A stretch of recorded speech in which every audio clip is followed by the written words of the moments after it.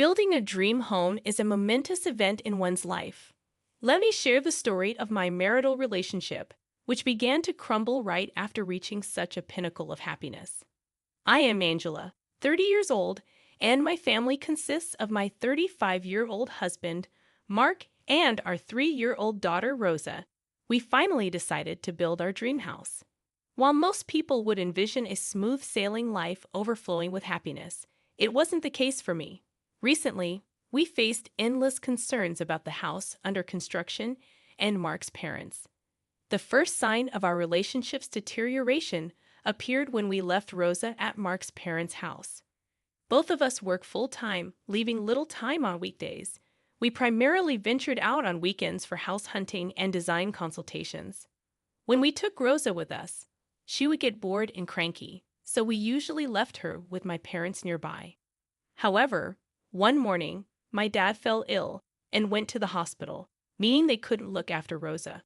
I thought of canceling our plans for the day, but Mark suggested leaving her at his folks' place.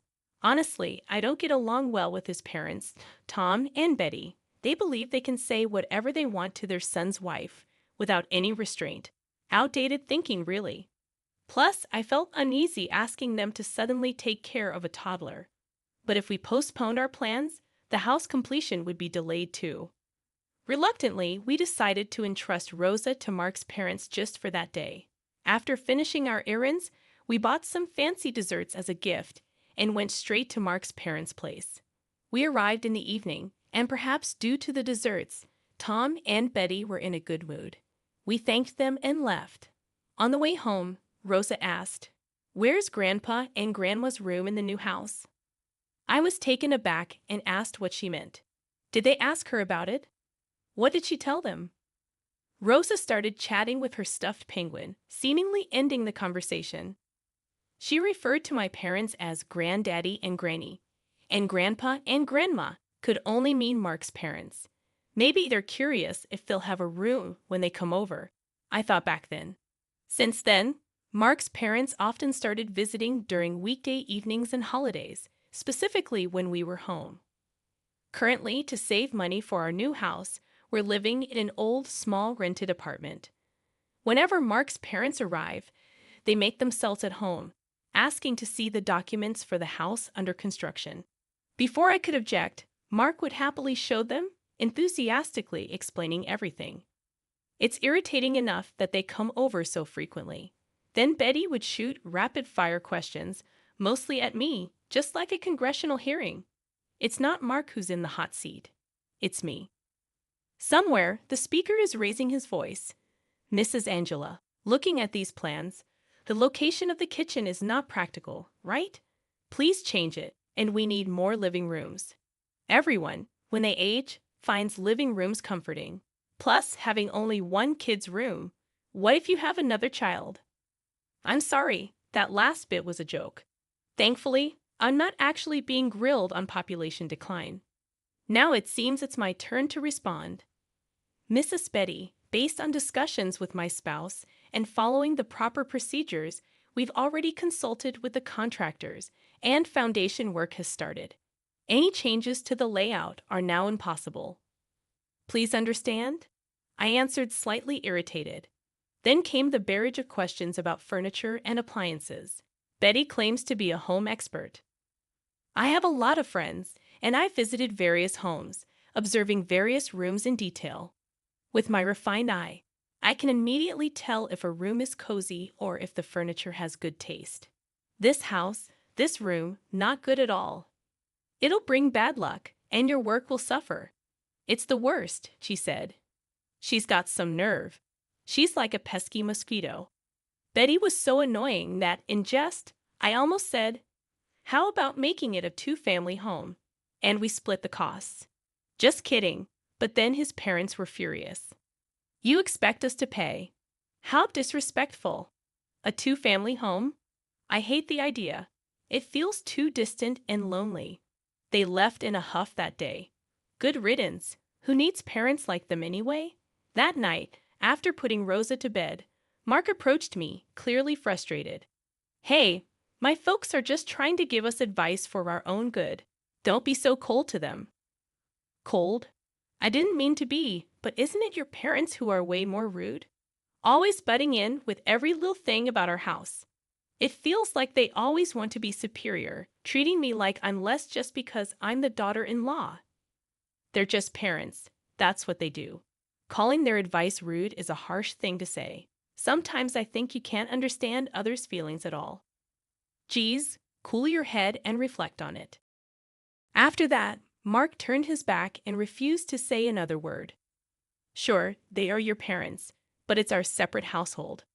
Besides, we haven't received any financial support from his parents at all. Giving no money but still butting in. What else would you call that if not rude?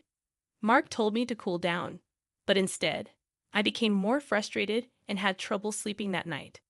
One thing led to another, and finally, our house was completed. Our family moved, excitedly beginning a new chapter in our lives. Just as we were settling in, Mark dropped a bombshell. Starting today, my parents will be living with us. The bigger room upstairs will be for my dad, and a smaller one for my mom.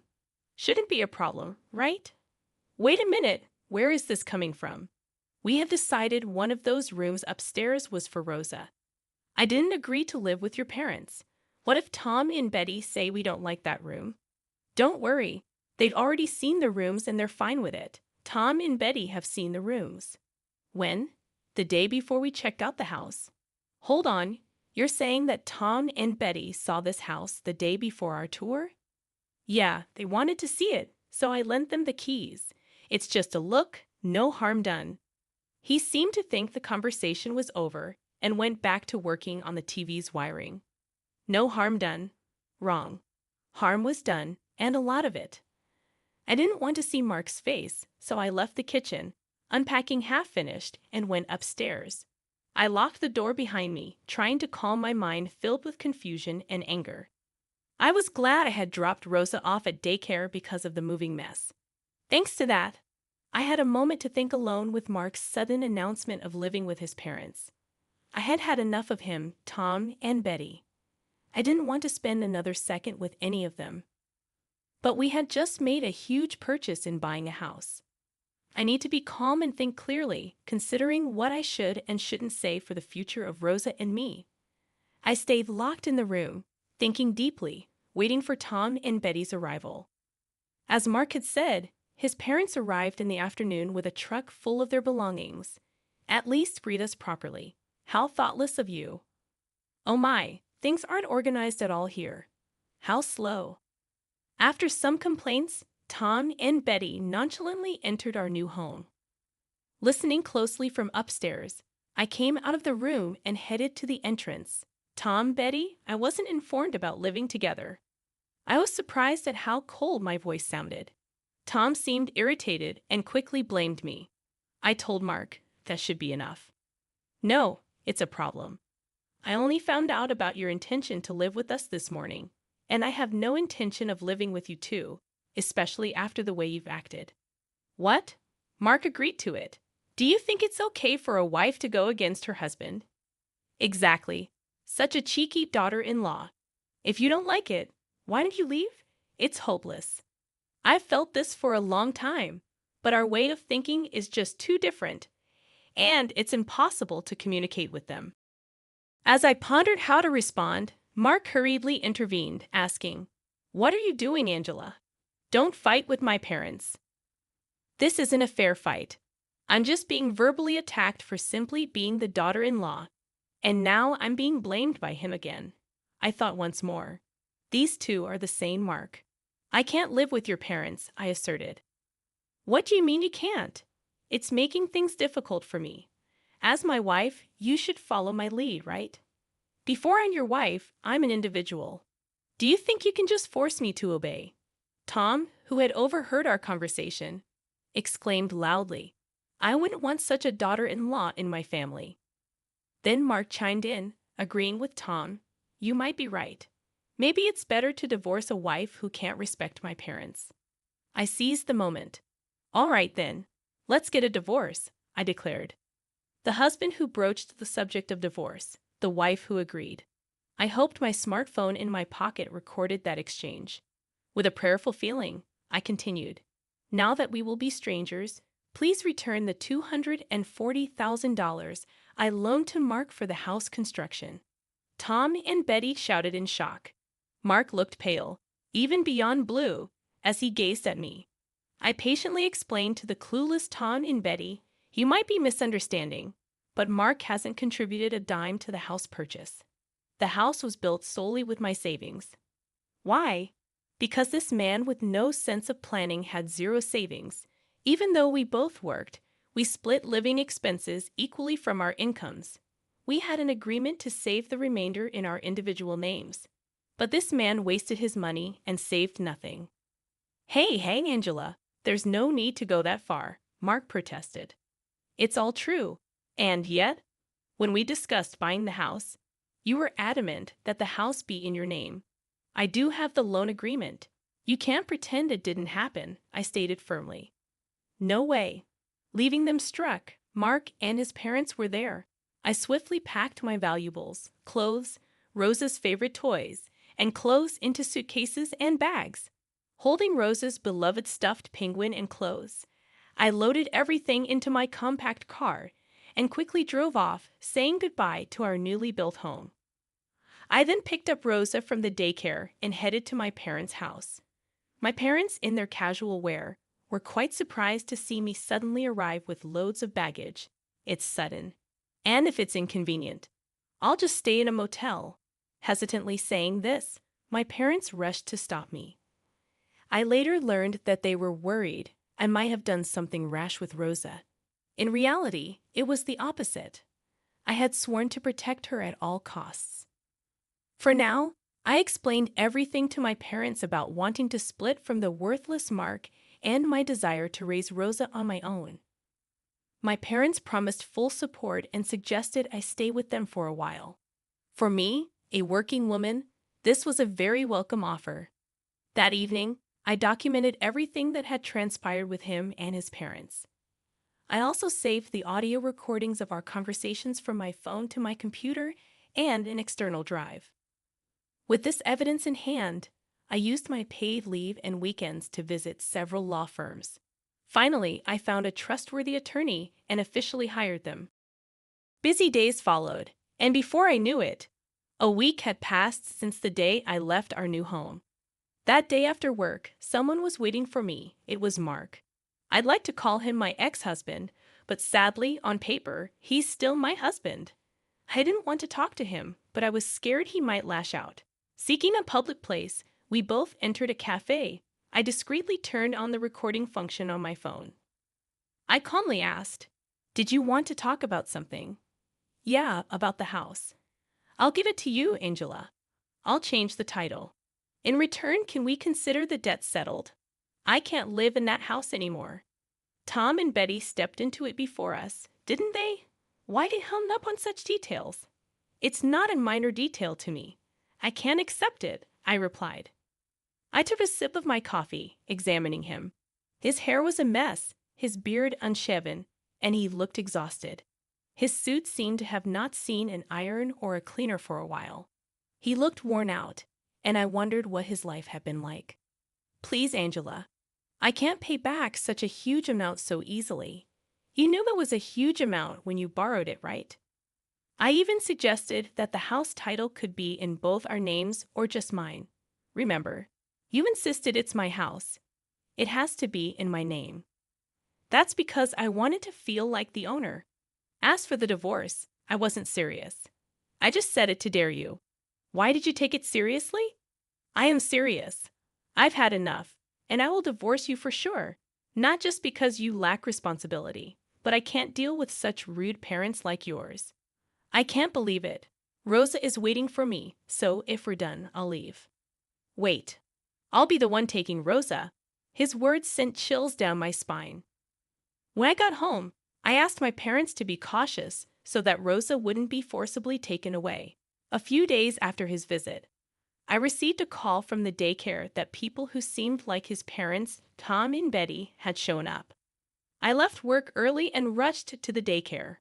Fortunately, I had informed the daycare in advance, so they had Tom and Betty wait in a separate room. They made sure Rosa didn't see them. When I entered the room where Tom and Betty were, I was immediately yelled at. "Give back our granddaughter, you thieving cat." "What do you mean by thieving cat? I haven't stolen anything," I responded. "If you're not a thief, then you're a scammer. You must have done something shady to get all that money. There's no way someone your age has that much," Tom accused. "No, the money I lent to Mark was all mine. It's money I'd earned fair and square. It's my own savings combined with gifts from my parents and grandmother." "What gifts?" "Yes, every year they transfer an amount that wouldn't incur gift tax into my account. The total amount, combined with the money from selling stocks in my name and my savings, is what I lent him." "I can't believe all that money was really yours. Didn't you guys give Mark any gifts while he was alive?" "It's not too late to start," Tom granted, unable to respond. His parents were known for being showy and loved luxury more than anything. They were just regular workers with no passive income, so they likely didn't have much saved up. It was clear they hadn't even thought about gifting any money to their son. "I'm sorry, but I'm divorcing Mark. I'll be taking Rosa and raising her.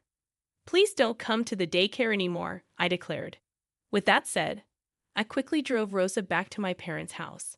Despite my warning, Mark and his parents showed up several times.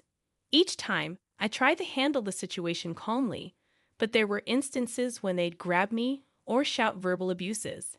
I recorded all of these encounters on my phone. About a month after I left our new house, I sent a formal letter through my lawyer demanding repayment of the debt and an agreement to divorce. While Mark mostly agreed, he wanted to fight for Rosa's custody. However, when I threatened to sue him for alimony, he backed down real quick. I had plenty of evidence after all, and they didn't have the funds to cover any payments. It took a while, but I eventually got back the money I lent him, won custody of Rosa, and successfully divorced him. It took longer than expected for Mark to repay the debt because they had trouble selling the new house. I initially thought Mark and his parents would live in the new house together, but they didn't. Simply put, neither Mark nor his parents could afford the $230,000 purchase price. Mark had no savings, and even if they sold the old house his parents lived in, it wouldn't cover the cost. In the end, they had to sell the new house for less than they bought it for, reducing the price multiple times before finding a buyer. The difference in purchase price and the commission on the sale was borrowed from the bank by Mark. Having lost the house and now in debt, he and his parents had to live in their old run-down house. And then Mark's divorced sister moved back in with her 2 teenage sons. The crowded house with 6 adults became notorious in the neighborhood for their constant bickering. They never bothered us again. Given they couldn't even pay child support properly, they probably felt too ashamed to meet us. Years have passed since then, and Rosa is now in 2nd grade. We're living in a rented place near my parents' home. On days when I come home late, my parents look after Rosa. Despite needing help occasionally, we're enjoying our lives. I had thought of never remarrying and continuing our life just the 2 of us. But now I'm seeing someone. He's a 36-year-old man with a daughter in the 1st grade from a previous marriage. We often saw each other during daycare drop-offs and pickups, which led to us talking and eventually him confessing his feelings. Lately, our daughters have been joining us, and the 4 of us have been going out together. The other day, Rosa casually mentioned, if we ever build a house, it would be nice if all 4 of us had our own rooms, and it'd be great if we could have a dog. I was taken aback because not too long ago, the man had proposed to me. Considering our daughters, I've asked him to wait for my answer. But I've made up my mind. Walking over to Rosa, I hugged her and said, "That sounds lovely. If we build a house, we'll make sure everyone is part of the decision, ensuring it's a home where everyone is happy."